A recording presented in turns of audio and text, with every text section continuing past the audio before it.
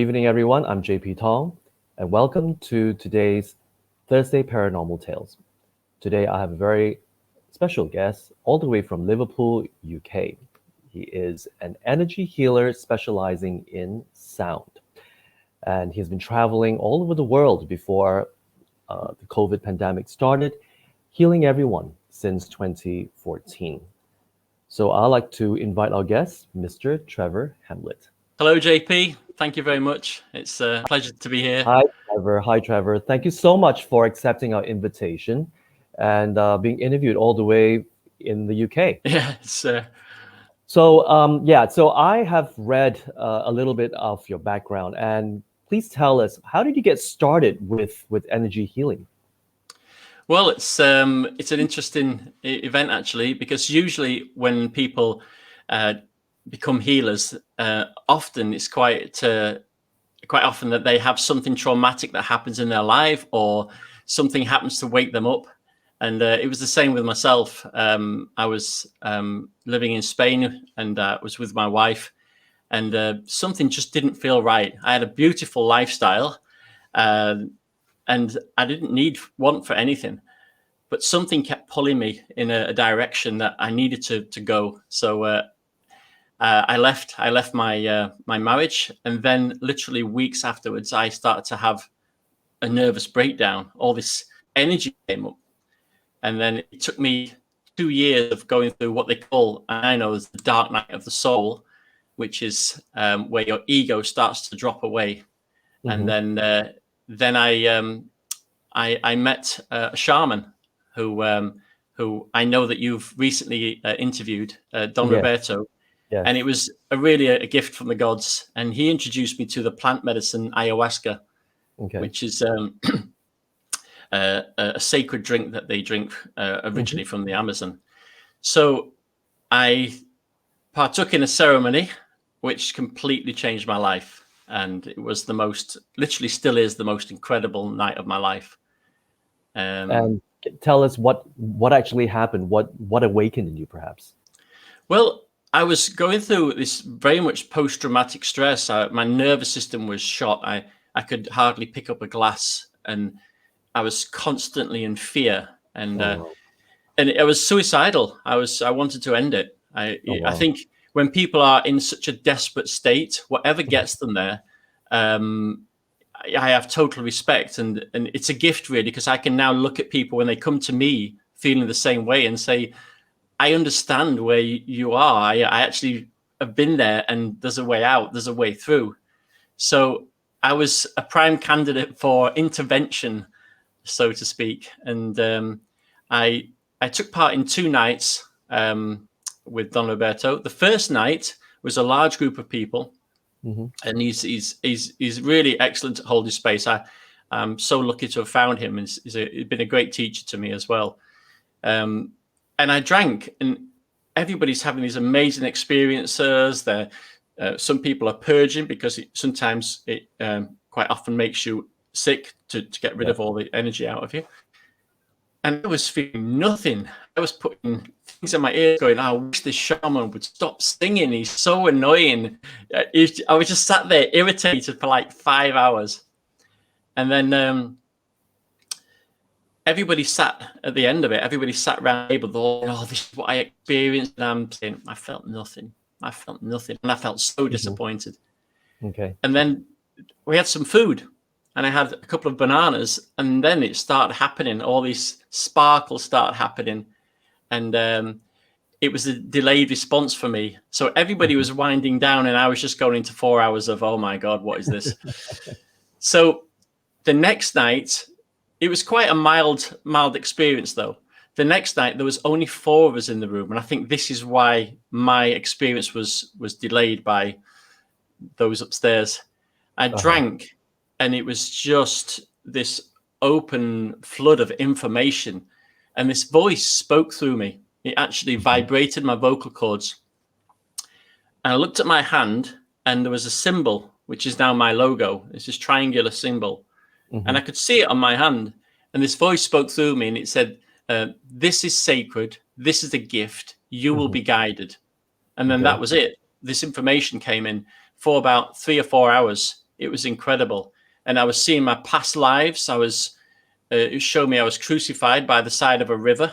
It showed me I was a Mayan warrior. I could see this big Mayan warrior. It showed me Egypt, and there were really clear images. Okay. And just this incredible experience. And then towards the end of the night, the energy actually moves your body. It just moves you. It's almost like you're a puppet sometimes. And it put me in front of this mirror, a real mirror, and it said, "Look at yourself, love yourself."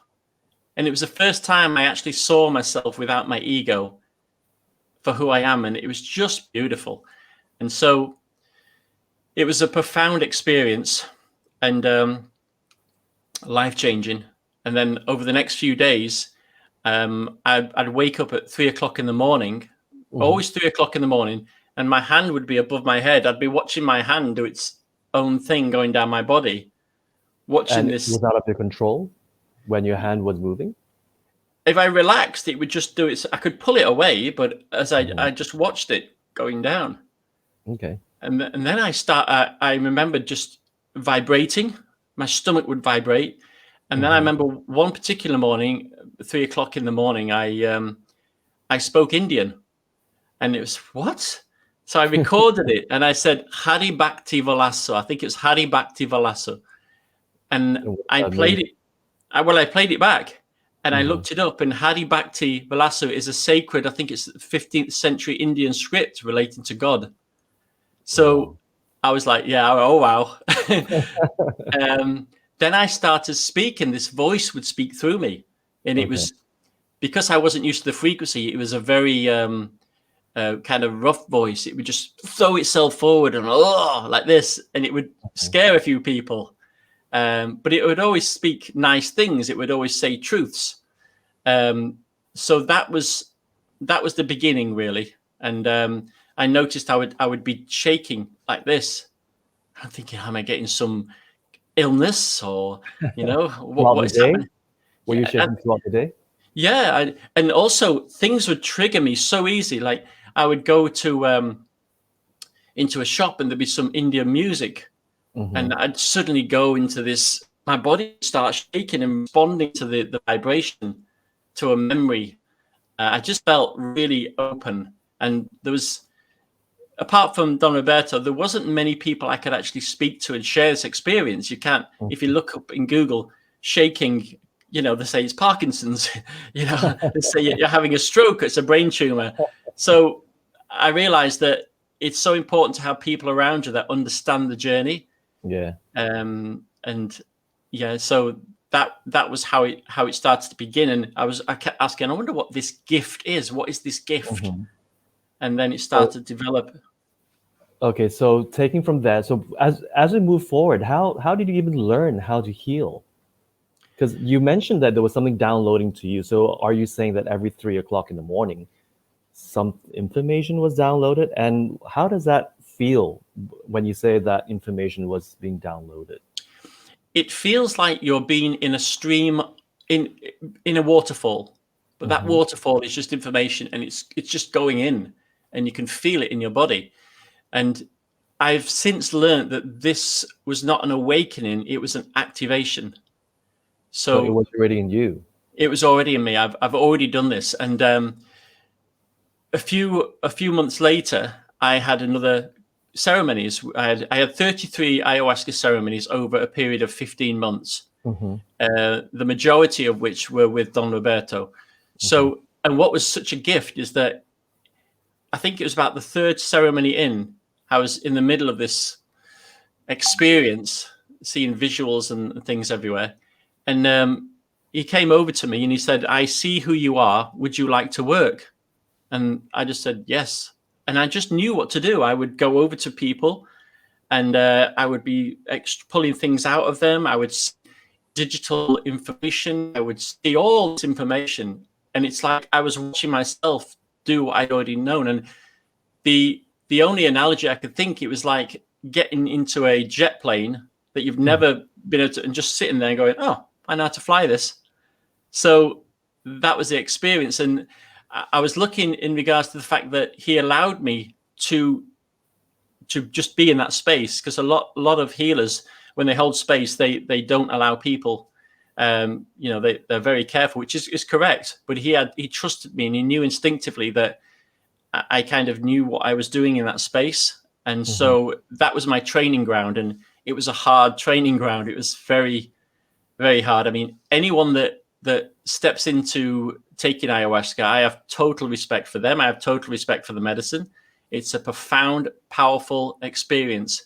And but it gave me access to all these energies and to try different things and to learn really. So yeah, it was an excellent training ground.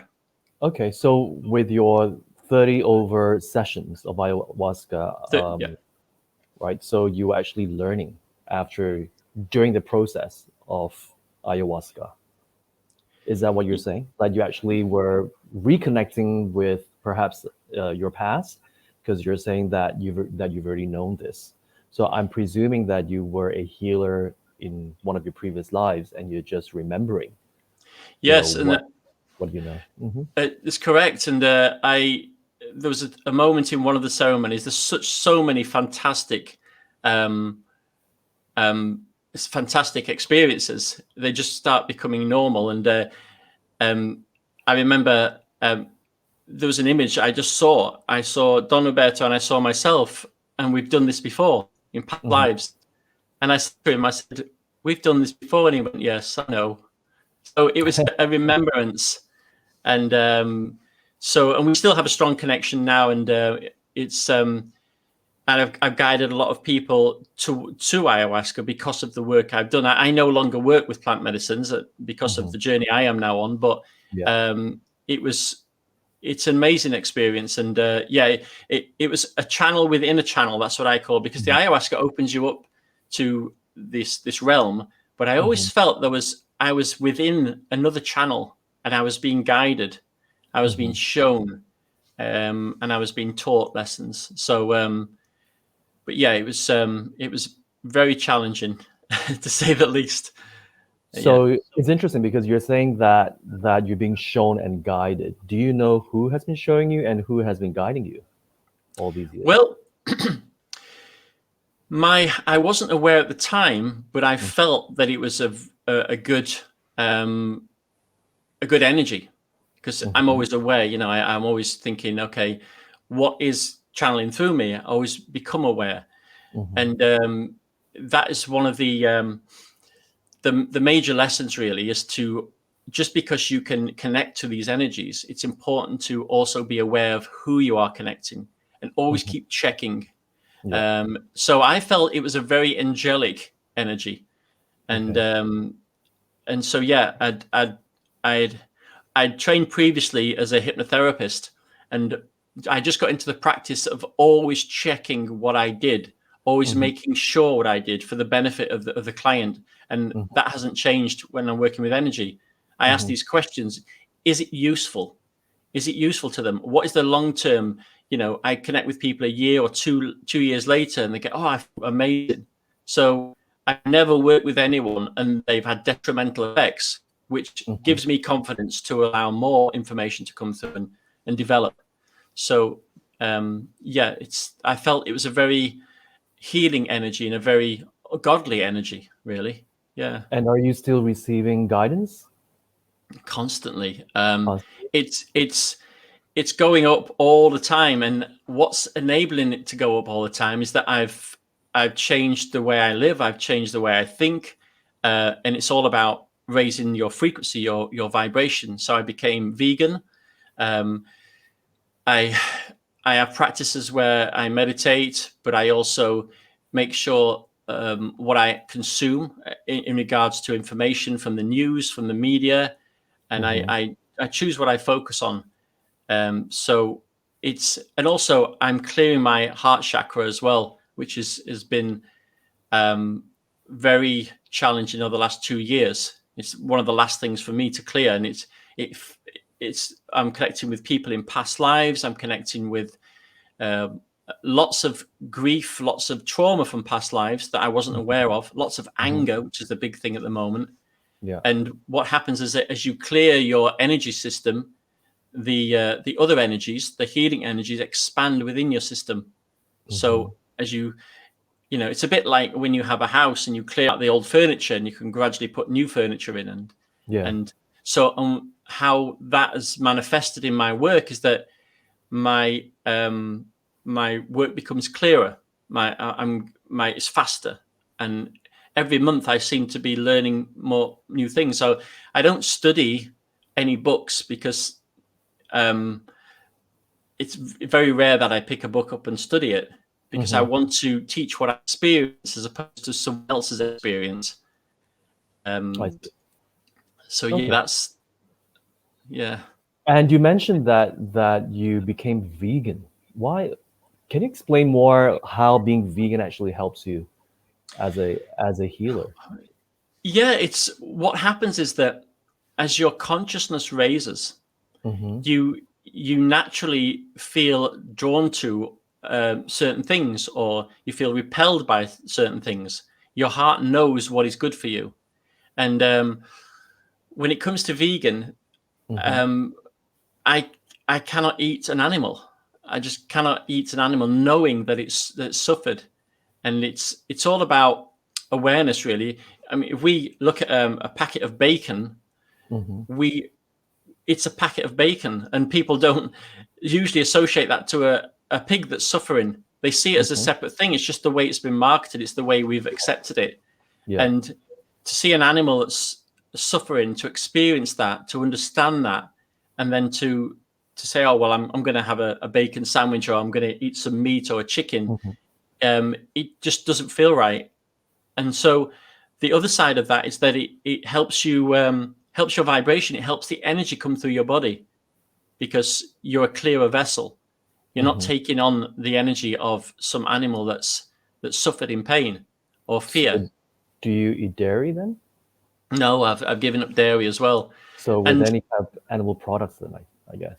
That's it. And what this is kind of a really important thing that I've learned through in ceremonies and through the work that I've done, is that the universe, let's call the universe, God, whatever you want to call it, source, first gives you awareness, and then it gives you choice. So it shows you something, and then it's, look, this is the facts. Either go this way or you can go that way. And so once I know that this is bad for my system, once I know that eating animals, or that animals are suffering because of what I'm consuming, then I have a responsibility and I have a choice. So I can choose love, or I can choose fear. Well, there are certain farms that have happy cows, and they milk them organically. So would you actually drink the milk if it's from a happy farm? It's very rare to find that happy farm. There's an amazing activist. He's called Joey Carlsberg. He's from Australia, and I've been watching a lot of his material, and they're saying that a lot of these farms, these so-called organic farms, are not much better than the mass production farms. Oh, really? And when you also when you think about, you've got an animal like a cow, all the antibiotics, all the chemicals that are put into their food, that's not good going into your body. It's a cycle. It comes through and it goes into your body. And I went over to China just before the pandemic. I was doing some work over there, and I was amazed, because I've never been to China before, and I was amazed at how important meat is in their diet. And I respect people's choices. I respect that things aren't going to change overnight. And I'm not one of these that says you shouldn't eat meat, you shouldn't eat dairy. What I tend to do is to guide people into their heart, and naturally they just know. They say, I've just suddenly stopped eating meat. I've suddenly, nobody told me that you shouldn't eat this. I literally went into a butcher's one day and I smelt the meat and I went, I'm just eating animal flesh here. And a connection went in my brain, and I went, okay, no more. And that was it. It's not an effort to not eat. Oh, that's wonderful. I'm a vegetarian, but I'm not a vegan yet. But I do connect with what you're saying, because I used to be a carnivore. and I had to have, like meat in one of my meals. But after being vegetarian, I I do notice that I'm more sensitive to others' feelings, to animals' feelings. I've become more empathetic as a result. And yeah, so I can relate to what you're saying, but again, it's all about habits, about habituation. So now that I've been vegetarian for myself, how many years? 13, 14 years already. So even the smell is no Yeah. longer as great as before. But definitely I can feel it, I'm more sensitized. Yeah. That's what I noticed. Okay. I understand that you heal others using sound. Tell us more about that. Well, I was a singer for 15 years, and Hmm. I came away from singing into video production and photography, Okay. and it and I got back into the music about 5 years ago. And what I would do, I would just write some music. Now, okay, let's rewind a little bit. When I drank the medicine, my hand would just do this. I'd watch my hands start the ayahuasca. I would start vibrating and thinking, oh, that's interesting. And then I would feel this energy move through me. So I wrote a meditation, just Hmm. whatever for whatever reason.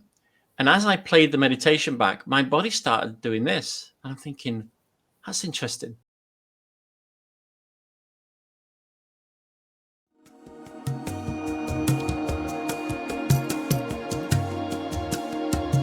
The energy in your right hand becomes twice as strong.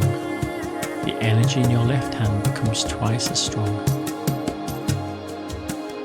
With every breath in and out, you can connect deeper. So I sent it to a couple of friends in Ireland, and I sent it to some people in America. I said, just listen to this. And they said, oh, wow, I could feel this energy moving in my body. Hmm. So I'm going, okay, how is that working? So that got me interested in the idea that it's not just the specific frequencies that you use as a musician, but it's the energy of the musician that gets somehow embedded into the work, which I now know to be true. I've spoke to other people. So as I create the music, I just go into almost like I do believe it's channeled, because I write the music and then I listen to the music a few days later and I think I don't even remember writing that. And my process is that I feel inspired to write a piece of music. So it could be Hmm. like 45 minutes long. Then I will sit down with the headphones on with my laptop, and then the words just come. I literally listen to it all the way through, and I write the meditation. And then I record the vocals. I've got my own little studio here. Hmm. And what's amazing is that there's certain points within the production where I'll say, okay, and your heart opens here, and suddenly the music will reflect the vocals perfectly, as if it's already been written. Time and time again, they Okay. synchronize somehow. Um, so then when I combine the vocals and the music, and I give that to people, or I share that with people, they go to this, they experience this high frequency energy. That's all I can explain. Okay. Um, And you actually play the music to the participants who are actually receiving healing from you? Yeah, it depends. I set up a meditation group. So I Hmm. had about 70 or 80 people in this small group, and we'd play it every week. And people say, oh, I just experienced this, and I just felt this.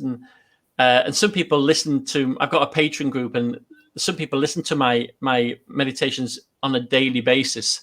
Um, so then I did bigger groups. I did two events just before lockdown where there'd be 100 and I think there's 111 people on both groups, and it was just this mass group of people, and we did this big powerful meditation, and people were having extraordinary experiences. When I do healing with someone, I can work without music, Hmm. or usually if it's a distance healing, I will send them a specific meditation. that I ask them to use headphones to listen to, because I use special processing techniques to move the frequencies across to activate the brain. I see. And then we both go into that space, and I work with them from a distance. Okay. What type of benefits would your participants experience after your healing sessions? Good, thank you. It's a good question. There's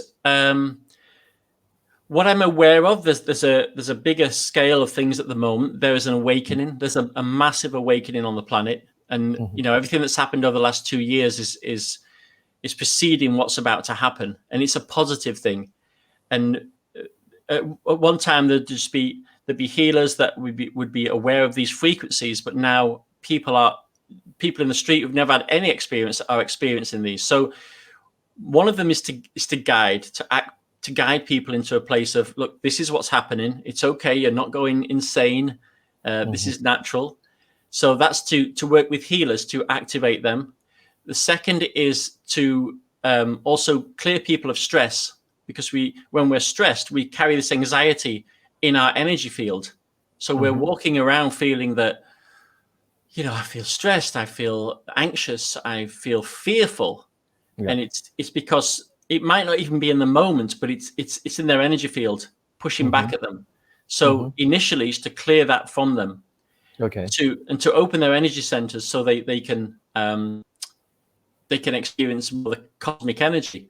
Ultimately, it's about guiding them into their own heart. Once that heart opens, their innate intelligence will guide them. We don't need to preach to them, this is the way it's going to be. They'll just go, I know what is right, because I'm in my heart space. I'm not in my mind. I'm not in my fears. So they have more clarity then. Yeah, there's more clarity. The heart is a multi-dimensional portal for energy. There's a very interesting. I think it was done by the Heart Math Institute in America. They did this really exciting experiment a few years ago, where they linked up the heart and the brain to electrical equipment, where they could monitor the response from the brain and monitor the response from the heart separately. And then they would have the participant in a room, and they would show them graphical pictures. Some would be sensual, some would be horrific, some would be beautiful, and the heart would respond before the brain. So the brain, if it was a horrific picture, would go into stress, and the heart would go into stress. But the heart would respond up to 6 seconds before the image came up. So the heart would know. That's because the heart is already connected at a multi-dimensional level to receive information. So this is, some people say, it's intuition. They're just tapping into their heart energy. I see. So yeah. I would presume that if we are to tap into the heart chakra, then our intuitive power would actually increase. Yeah, absolutely. Is that how it works? Yeah, I mean, they've done research now where they show that the heart has neurons, like the brain has neurons. It's got its own intelligence, and the heart chakra is actually here. I mean, when you start to open the heart chakra and you start to process information, it feels like it's like nothing else. I've had a few people in my workshops where the heart, we call it popping. The heart just opens and they're crying, they're sobbing, their body's shaking, and they're feeling all this love and joy because they're connecting directly to source. And it's beautiful to see, because you know that their life is never going to be the same. It's changed. So yeah, that's the goal, really, to get people into the heart. You have Reiki healers, because I know Reiki is very popular where you are. And we have angelic Reiki healers, and there's lots of other different variations. The energy I work with is not Reiki. I do believe I work with angelic beings. I work with Christ consciousness. Apparently, this is what I'm connecting to now. And over the last year, the guides have been coming through as angelic beings, and so that has been. It's almost like I need to create a name for what I do, because I don't know anybody else that does it similar. There's something called bioenergetic therapy, which is similar, but still it's not the same as what I do. And I've recently started to train people to do what I do, and they can do exactly what I do now, which is amazing. So I feel that as the new energies come into the earth, more people are going to start using more advanced techniques. They're going to start using different techniques to what they used many years ago. And even traditional things like shamanism will adapt to the new frequencies. So I think it's always good as a healer to be flexible in your approach and to not so much hold on to your belief systems. Just be willing to accept that, okay, maybe there's another way of working. Okay. And so yeah, it is a frequency, a band of frequency that I feel that I am tapping into. So yeah. Okay. So when you're doing the process of healing, are there any challenges along the way? The challenges is sometimes the frequency is really high. So my body can just literally, it's not painful, but it's like, the best way I could say it's like electricity coming through your body with no pain. Your body would go into this, and I also speak a thing called light language, which is a universal language that Sorry, speaks through me. I missed So that. What language is this again? it's called light language, and so many Light people language. are starting. Yeah, so many people are starting to speak it now. There's different dialects, and what light language is it's like a universal language that speaks through you. And a lot of the time, I don't even understand what I'm saying, but it helps to shift the energy. It's vibration coming into this reality. So So is that's that a form another. of channeling? It is channeling, yeah. I mean, predominantly, I am a channel. That's kind of what I do. I channel music, I channel words, I channel energy. And one of the questions I had was, why do we need healers? Why do we need healers? Why can't people heal themselves? We're all one energy. Why? And what happens is that we act as a conduit. So the energy comes at a high frequency. It comes through the healers, and then it gets sort of transduced into this reality. So that's why it's important for the healers to always keep working on themselves, always clean their system up, so they can channel this energy. So we act like a junction to bring this energy into this reality. So it's not me that does the healing. I'm here. I surrender. It comes through me, and so yeah, that's how it works, really. Got it. Out of curiosity, when, throughout your healing years, have you actually healed someone who had some spirit possession in them? Yeah.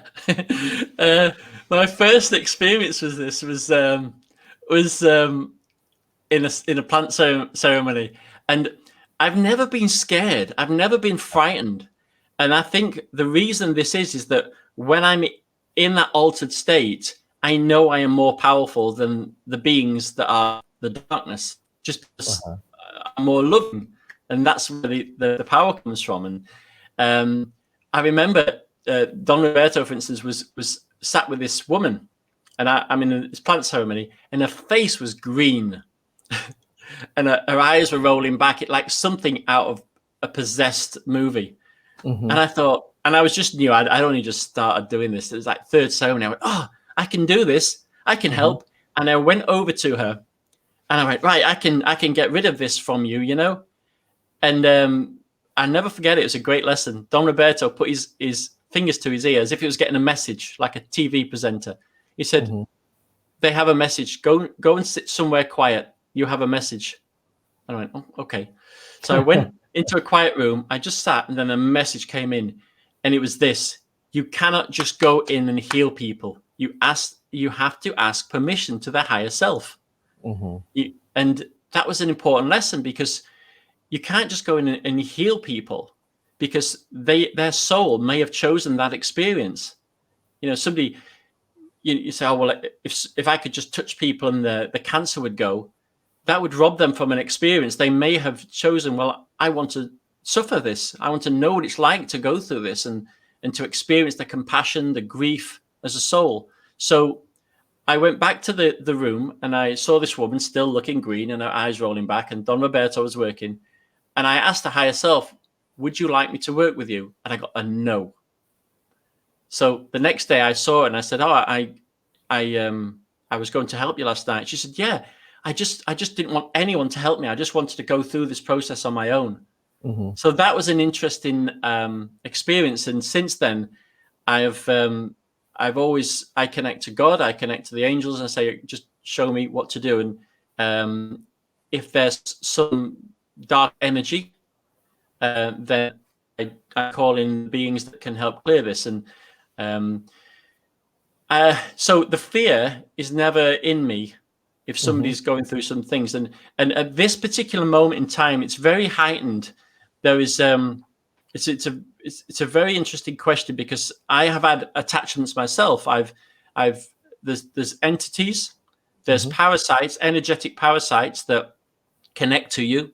They have all sorts of shapes. Some look like squids, some look like all sorts of things, scorpions, and all sorts of things. But a lot of them don't mean any harm. It's just that's just the natural order of things. Just like we have rats and cockroaches in this reality that deserve to live. In the other energy systems, you have energies that want to feed off other energies. It's just the natural order of things. Then you have more beings that have more intelligence. They have a conscious awareness, and they also, want to manipulate you or feed off your fear. And then you have thought forms, which are something else, which have an energy of themselves as well, but can be just as troublesome. But one of the most important lessons is that at this moment in time, there's a lot of division. There's a lot of fear. There's a lot of anger. And there's a lot of energies that are wanting to influence people. And the way they influence people is that if people have a low vibration, like if they drink alcohol or have sugar, lots of junk food, that lowers the vibration. And one of the interesting things is that any addiction has the energy of anger associated with it. So anger is a manifestation of fear. So, and we live in an addictive society. Watch this box set, watch this movies, eat this, drink this. You go into a supermarket in England, and the majority of it is processed. It's sugar filled. It's just designed to, want you to have more. So, getting rid of my food addictions was a major step forward in releasing this anger, releasing fear, and being able to move high up the mountain, so to speak. And I would advise that to anyone. If you're suffering from psychological problems or stress, you've got to look at your lifestyle, your diet, what you are paying attention to, who is surrounding you, and how is that contributing to your energetic imprint, your vibrational frequency. Because if you imagine the sea, if you look at the deepest parts of the ocean, there's some really horrendous looking critters in the darkness.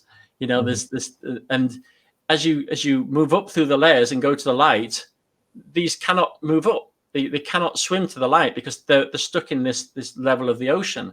And it's the same with these lower density entities and beings and demons, or whatever you want to call them. They have a certain frequency band which they exist in. And if you're in that band, then you're going to meet them. And have you ever met them or been attacked by them when you were doing healing, by any chance? Yeah. But yeah, I've been aware of them in my energy field. Again, there's never been any fear, so that I don't know why that's innate in me, and that's thankfully that's not a problem. But I had one once after, and I could feel them there trying to talk to me, and I just looked at them, and they just vanished. And I've seen some things. I've seen some things to know that these beings exist.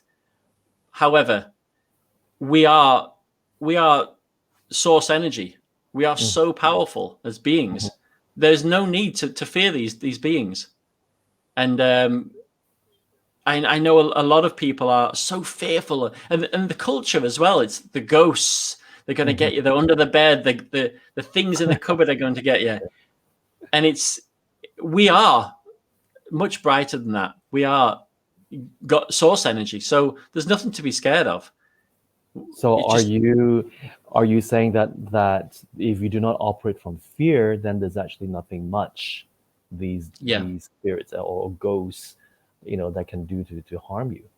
that's it. It's there's a thing called resonance in frequency. Basically, you get two tuning forks, and you hit one tuning fork, and this one will vibrate, even though you don't touch it. And it's the same. That's how energy works. And it's the same with fear. If you've got fear in your system and you work with someone who's going through something similar, as a healer, you're going to feel the same feelings. So it's a feedback mechanism to know that you have not cleared what you need to clear. And it's likewise, if you're fearful, you will manifest that in your life. You will manifest the things that you fear most, only because you're putting your energy into that fear. So educating people on the fact that you don't need to feel this. You don't need to. And I know there's occasions where people have been possessed, and it happens. It happens. But we can, now that there's healers out there that help. We can help remove these and just send them back to the light. They don't. A lot of the time, they don't mean harm. They're just like, just go back to the light. We love you. Just we don't hate these beings. We just send love and yeah. So it's tapping into the innate love and sending them love. Yeah, basically. that's it. That's the journey, to become love, or to realize that we are love, and to eradicate the fear, or transmute the fear that's in us all. And especially this time that's happening now, it's a tremendous time. It's what's about to happen, and what's, I think, is going to be. It's never been seen before. So it's a mass awakening, and so I think this is something that will become mainstream. This understanding. This is why the message needs to be taught to people. This is tomorrow's science. I do believe that it's tomorrow's science. Frequency, healing, communication. So yeah, I studied with. I was lucky enough to meet a quantum physicist called Tom Campbell, who's an amazing being, and he is just love. I mean, he's been going out of his body for 30 years as a quantum physicist, doing experiments in the non-physical. And he's the Sorry, most. when you're saying that he's been going out of his body, are you referring to his astral traveling? It's Or yeah. out Well, of body experience? shifting consciousness is more a better way of describing it. So he's created a book called The Theory of Everything, where it unites quantum physics and relativity, and it's an amazing piece of work. It's life work, but his understanding and his teachings have really helped me to understand my journey quicker, and I can apply it to everything. And I was lucky enough to I contacted him. He came to Spain, where I was living, and we put a seminar together. And then I went over to America, and I audio produced his book, which is 900 pages long. And so all that information went into my system, and I learned so much. And he explains the basic map of how reality works and consciousness, and which has been really useful. And as I look at it, and as he explains it, everything is information. That's it. It's an information system. So if you have an entity that's pestering you, it's information. If you have an angel standing at the end of your bed, it's information. And that's helped me to understand things a lot easier, and to be more discerning in the way I deal with things. So you actually look at what information is this experience giving you, instead of reacting to what you are experiencing. Yeah, absolutely. It's not what we see, it's how we react to it. It's the meaning we give to something. And if somebody has got stress and fear in their heart, removing that is removing information. And you can also download information into them. And you're like a computer, you download information into them, you're giving them more information. Interesting. So Wow. So he has a huge influence, I guess, with your healing then. on putting things Yes. in perspective, I guess. Yeah, I think what I'm realizing is that there's certain people that are meant to be on your journey, and these people come into your life. You learn, you teach, and then they leave. And that was a gift. Don Roberto was a gift. Tom Campbell was a gift, and I met other influential teachers that have inspired me as well, and just guided me on my path, really. And so it makes sense of all the healing modalities. And when people worship deities and there's such a strong belief in things, it's the belief that changes everything. It's not so much the deity or the modality that you teach. It's the intent that shifts things. It's the intention, Exactly. but intention from the heart, not from the head. It's a different frequency. Yeah. So manifestation of, for instance, you want a beautiful house on the beach. If you keep thinking, I want a beautiful house, and it's coming from the ego, it's not going to happen. But if you come from the heart on that frequency, you can manifest these things. And it doesn't come from a place of lack, of fear. It comes from a place of, I already have this. I already own this. So, yeah. Interesting. Okay, so I would like you to perform an energy healing on me, just to show others how how it's going to look like. And I think many of the watchers right now will be very, very curious with this session. So I will be your guinea pig. Thank you. So what should I do? Just relax, and all I'm gonna do is I'm gonna connect to my channel, and then I'm going to connect to yours and just give a reading. So normally the way this would work, I would have a 5-minute conversation with you. Then we would go offline. We'd both listen to the same piece of music meditation that I'd sent you. And then I would just work as if I was in front of you. And that's what would happen.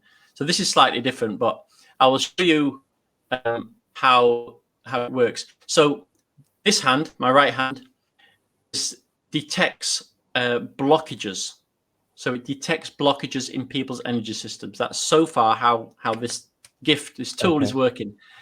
And what happens is, as I tune into the different chakra points, the main ones, the frequency of my hand changes.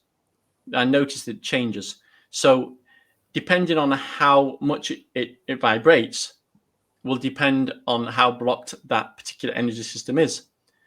So I can work moving down your body, and then I imagine like a hologram turning you around so I can see the back of your head, and I move my hand down as if your head was facing this way, and I can detect into your system.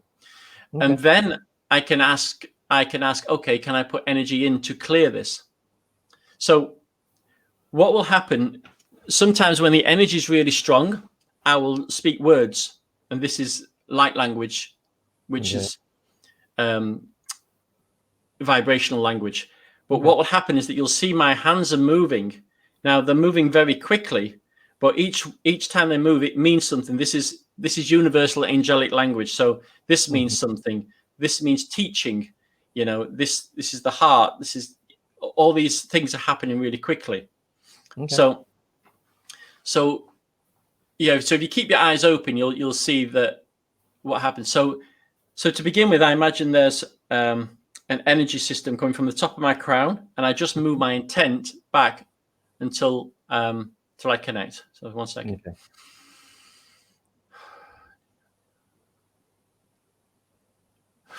What's that? So I'm connected now. So my hands are just doing that by themselves. They're responding to the energy. Sometimes it pushes me forward. It's not painful. It's quite pleasant. So I just bring my energy up a little bit. So all the time I'm sending my consciousness up higher and higher. Just imagine there's a ladder going up into the sky, going beyond the sky, just to take my frequency up. And I've already said a little protection prayer just to connect to God and only those that come in love and light and angelic beings. So because as a channel, you can get anybody who wants to connect. It's like opening your door to a party in New York. You don't know who you're going to get. So I make sure that I go straight to God, don't connect to anyone else, and that's it. Yeah. So, right. So as I'm just going to focus my intent on the top of your head, okay? So I'm just moving into your energy field. Right, so that is the frequency of your crown chakra. It's probably like 4 hertz or something like that. So now I'm going to move down to your third eye. So that's quite strong. So I can feel that in my stomach as well. Wow. Now, as I move back up to my, back to your crown chakra, I'm just going to move my intent up. One sec. Wow, it's strong. It's strong. It goes back to the same frequency. Okay. So it's consistent. You know, it's consistent. So I'm going to go down to your third eye, moves back into there, to your throat chakra. Notice how the changes that I'm dual processing at the moment, so I'm accessing 2 lots of information. So I'll go back up to the third eye. Oh, that's strong. Okay. Now, what's interesting is that when I get an aching feeling in my arm, that means that there's a lot of old energy there. What does that mean? Old energy? Like stuck energy. So it's stuck energy, yeah. Okay. But it's just like energy that's been stuck there for a while. So I'm just going to work down. Go to the throat. Go to the heart. Now look at the difference. So this is the throat, which is like, and then as I go to the heart, different again. It's less blocked. It's a different frequency. I move down to the sacral. Different. Solar plexus. Quite a lot of blocked energy, solar plexus. Root chakra. Root chakra seems to be clear. Now, this could be one of 2 things. It could be that the root chakra is clear, or it could be that, like a stream, once you start unblocking these, the root chakra can be more activated. So let's so now I'm just checking the back of your head. So there's an energy center right at the back of the head, which they call the mouth of God. And then there's energy centers back. So that's the back of your neck. It's okay. Moving down your back. That's the mid back, which is the back of the heart chakra. So this is to do with the past. It's quite, oh yeah. Base of the spine, a little bit down. So there's quite a lot. If I was saying, oh, this is like a full session, then yeah, definitely it would be beneficial for you to have a full session. So what I'm going to do now, I'm going to just go into, let's have a look. Let's go into wherever I need to go, third eye really. That's your crown chakra. Notice it's the same energy. Right, so this is the third eye. So now I'm going to ask to put energy in to clear this. I'm going to ask to put energy in to clear this third eye. So yeah, the light language just comes in there. And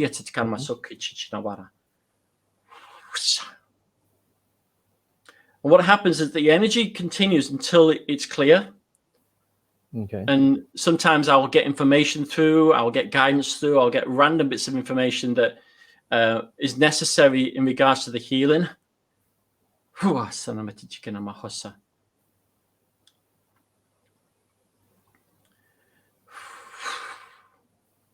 Yeah, so the showing me there's like, you've got moments of meditation, but you've also got lots of information going around in your head, quite a lot of information. It's like, it seems to be really busy sometimes. So the ability to shift into that space of meditation is be more beneficial to you. See, that's a little bit there's almost like channeling. When I speak like that, it's a bit more channeling. Let's have a look. So there also, I'm getting some information now that it's about expansion. I feel like the work that you do is going to be expanded more. It's going to reach more people. There's new developments, new connections for you. Okay. New ideas coming in. Collaborate is the word. Collaborate. So yeah, this obviously there's information coming through in regards to what you do. So I'm still working on this third eye at the moment. They're saying that you also heal you also heal in ways that you don't realize. And I feel that this aspect of healing will also expand more for you, whereby actually I don't know anything about you, but they're saying that there's an opportunity for you to also develop more of your healing abilities. You heal in lots of different ways at the moment, but you're not always aware of how the effect you have on others. You are bringing people together, obviously, through your work that you do, but I feel that there's bigger opportunities in regards to the way you work and the collaboration with. There'll be other people brought into your circle to assist, to connect with. But yeah, so now consciously I'm thinking, oh, well, this is quite a lot of energy going into the third eye. I can just move this away. But they kind of don't let me move until it's finished. And when it's finished, my hands just stop. So I'm just going to put more focus at the moment. When you say finish, is what? Finish healing it? Yeah, finished unblocking that particular energy center based on what needs to be done at this moment. Okay.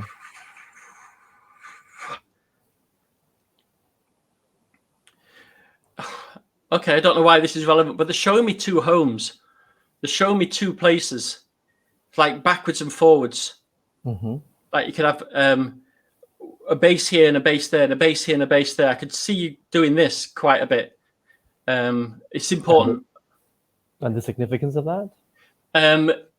I feel like it's a way. It's to do with expansion. It's to do with the fact that you're doing work here, but you're also doing work there. And work you also do. It's like spreading your net wider, basically.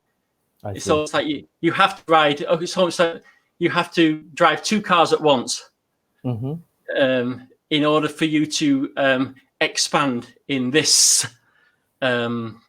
new phase that you are going into. And I lost my headphones then. Oh, it's your crown. So that's the third eye. It seems to be clear now. It's a little bit there.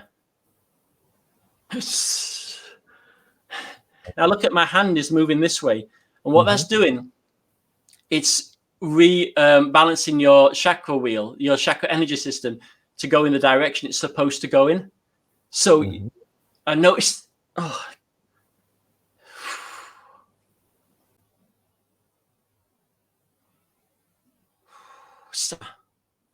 Just comes through. It's for you to also, I don't know, qigong or something like that, some sort of, or tai chi, some sort of energy work related to exercise to help balance yourself quicker. Because also what's happening is that these new frequencies that are coming in, they need integrating. They need integrating. So the ability to be able to do something else in regards to your physicality and also connected to the energy would be also beneficial. I don't know if that makes sense to you. You're referring to moving the chi, using qigong or using tai chi, or are you referring to exercise in general? Something to do with tai chi or chi. It's like I can see you're doing an intentional physical movement related to energy. Interesting. Okay. So yeah. So what I'm going to do, I'm just going to do the crown actually. So it's just doing that automatically. One sec. So something else that happens as well is that sometimes this hand will join in and it'll pull things out. It's almost like as if there's something living and I hand it to someone else. I don't know who's there. So there's energy, bits of energy that you pull out of people as well. Okay. And you tend to sense things as you are in different parts of my chakra. Yeah. So again, what I like about this is that it's like a definite feedback mechanism. It's not like subjective. It's like as I move in to your crown, it's the same as it was when we first started. The same frequency. I move down to your third eye. It's clear. Move down to your throat. It's different again. So I'm feeling the throat is there. let me do this. So the language I speak is there's lots of different light language. This is an activation language. My job is to activate people. It's like everybody in a football team has their job, you know, and so my job is to help sometimes bring codes into people to activate them to become more of a healer, to become more of what they are really. Right, let's have a look. That's okay. So this is the heart. I'm just going to finish. I'm going to do this, and then I'm going to do the back, because this is the heart at the moment. I'm definitely seeing this contract's coming up. Like there's something that needs to be signed, and there's let's say a reservation on your part. Like, ooh, should I do this? And I'm just saying yes. They're saying this is good. It's almost as if, I mean, just bear this in mind. It's almost like you have to maybe, let me give an analogy. Okay. Say it was my business and I had to go into partnership with someone else. And it would mean me giving 15% of my business away. Then I would be like, oh, am I really want to do that? But in the long term, it's a bigger thing. It's a bigger investment. So just what I'm saying is that there's opportunities coming, and just tune into your heart. Forget what your head says. Tune into your heart. Feel your way through it and go, okay, I don't care what you're saying. This is right. I'm going to do this, and just make the decision based on that. Okay.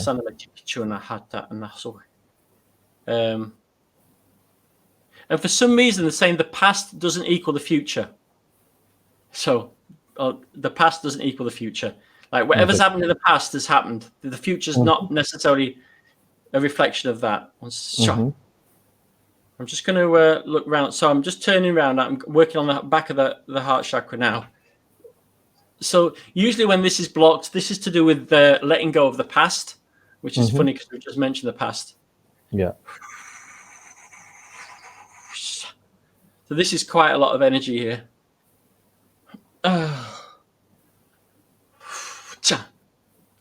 Okay. So when you say there's quite a lot of energy there, it means that I'm still holding on to the past then? Yeah, there's aspects that you've not let go of fully from your energetic system. So people go, oh, I've let go of that. No, you haven't. It's still resident in your system. So this is where energy work is really useful for just clearing that out. It's a bit, they're showing me like guttering in a house where you just clear the gutters out, really.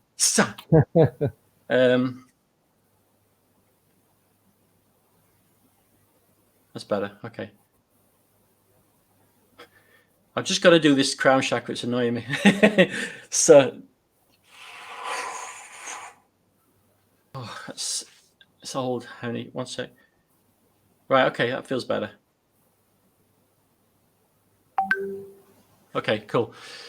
So what this does, it's like updating your sat navigation. Things start changing in the future, on the weeks and the months. Things start changing. Yes. So yeah, interesting. So we're done with the energy healing, right? Yeah. So what I experience, just to give you feedback, is that every time when you shift from one chakra to another, I actually feel a buzz on the specific chakras. And as we're talking right now, the buzz on my crown chakra is still there. You know, it's like ants running around. And it's interesting that you actually can channel certain messages, and what you were saying makes sense to me. Okay. Yeah, it makes sense. Yeah. And I also noticed that when you first started, your hands were shaking quite violently in certain chakras, and then after that, once you've cleared that, it's kind of, it's mellowed down. Yeah, it's fascinating because it's reacting to the frequency that's there. As soon as that frequency has been dissolved and dissipated, it's no longer there. As we connect in ourselves, we have heart and brain coherence. Yeah. We also, that's what I work with an individual, and that's what you do when you go into a meditative state. It works in a group. and to extend that into a community, to extend that into a country, to expand that around the planet. This is what our goal is, to get people into that shared love frequency. And yeah, and if let me define what love is, because I think it's been hijacked by so many people. It's like, I love you. I love my iPhone. I love my dog. I love my brothers and sisters. It's different.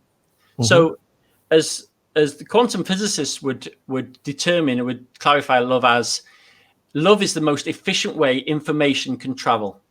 It's the way, like, if you have fear, it's all disorganized information. If you have love, it's organized information. So if you imagine there's two islands, one is based on love and one is based on fear. That's the predominant energy. So when somebody tries to create something on the island, like build a building that's fear-based, nobody's collaborating, everyone gets jealous. And even when they've built this amazing building, they're so fearful that other people are going to take that from them. So that is a chaotic energy, not chaotic, but fearful. Whereas a love-based island would be, everybody would collaborate, would be helping to saw the bits of wood, to make the building, and they'd be so proud and they'd be so supportive. And that's where we need to go. That's where society needs to go, where we're more in harmony. So it's a more efficient way that things work. So when you get fear or anger or anxiety or whatever it is that you're feeling, it's information that's not organized if we're working on an information system. Whereas you bring love in, it's high frequency, it's completely organized, and that cancels out the other. So again, going back to the information system, is that if we take the emotion, we take our belief systems out of the idea of fear and what love is, and we look at it as a more simplistic information system, it's a lot easier to relate to and understand. I understand. So in other words, the understanding of fear would be, as you say, would promote more harmony, more peace. And would you say to be unconditional with our fear, with our love as well? Because a lot of times we may think that we are operating out of love, but it's with a lot of conditions. Absolutely. And I think this is where we redefine what love is. Love is unconditional. And one of the questions to ask yourself whenever you do anything is, what would love do? You know, in this situation, what would love do? And sometimes it's not an easy choice. You know, it's not easy sometimes to make the right choice that's going to please everyone. But if we think of a loving system as something that supports everyone else, supports our growth individually, whatever cultures I've been to, and you know, whether it's been India, Africa, or Asia, or America, the same pattern I've noticed in people, that a lot of people, majority of people, don't even like themselves. They even look, and the journey is to love yourself, and that's to love yourself unconditionally, like the way you look, the way you dress, without all the materialism, and that is the true journey. If we, as individuals, went out into the world and we absolutely loved ourselves, how different would we respond to everyone else? We didn't feel that somebody was going to judge us or you know, chastise us, or we would just be comfortable in our own skin. And so it's about helping people to discover who they are, and for them to love whatever age they are, whatever they look like. And it's a journey that ultimately everyone is on. It's not for the chosen few. This is our journey to become love. And it's not an easy one sometimes. Oh, yeah, definitely. Definitely. Well, thank you very much for your time. I've learned a lot about your energy healing, and I've experienced it. Hopefully I will be able to give you some feedback to see if I've experienced any changes you know, in my life, and as you say, more clarity, right? Yeah. With what I want to do, and I will think back on the messages that were passed, you know, to me, and then we will see what happens with that, and I'll keep you posted. So thank you very much, Trevor. Thank you, and you take care, and please continue your great work with healing and make a difference. And perhaps one day when everything clears in regards to travel, I can come and visit. I'd love to do that. That'll be great. Yes, I am in Kechara Forest Retreat, and this is it is a 70-acre retreat dedicated to healing and Wow. to world peace. So yes, definitely do let me know. You'll be my guest. I hope you've enjoyed today's program and learned a lot more about what energy healing is and how other healers around the world use frequency to heal. And what's interesting is to actually gain more clarity at the end of the day, because we are all left with choices. And and I like what Trevor said about, focusing on unconditional love and operating from there, because with the current world pandemic that we're going through, this is exactly what we need. So on that note, thank you very much for joining our program today, and I hope to see you next week. Take care.